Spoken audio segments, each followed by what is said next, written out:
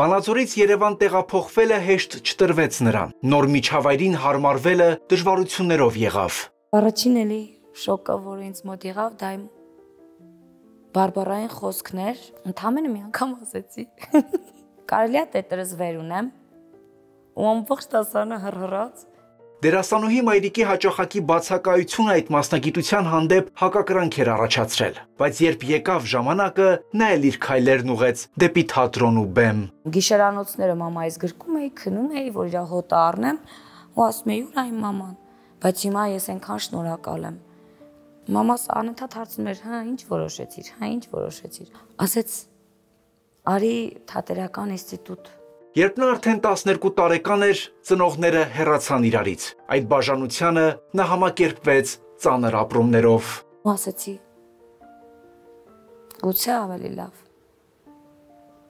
որովհետև չես ուզում անընդհատ վեճերի մեջ մեծանաս։ Հետո ներեցի։ Այդ ժամանակ չէ։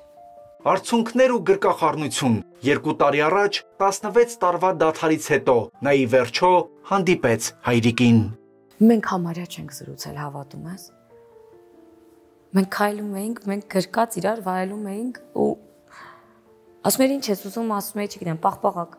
Նա ապագա ամուսնուն հանդիպեց ուսանողական տարիներին, հաղթահարելով բազմաթիվ խոչընդոտներ, հակակրանքը վերածվեց մի անվերջանալի սիրո։ Նույնիսկ ես մտածում էի, լավ ինչ կա այս տղայի մեջ, որ աղջիկները այսքան հետաքրքրված են։ Բայց հետո երրորդ կուրսում ինքը մեկնեց երկրից դուրս ու ես սկսեցի կարոտել իրեն։ Երբ դու սիրում ես, չես նկատում դիմացինի թերություններն ու ինքդ էլ միշտ գեղեցիկ ես լինում։ Կարծում է նա այն համոզմունքով, որ սիրո ու հավատի բացակայությունն է այսօր շատ խնդիրների պատճառը։ Այս շաբաթ միասին կքայլենք Սովինար Մարտիրոսյանի կյանքի ուղիներով։ Դիտեք շաբաթ 22:30-ին Շանթ եթերում։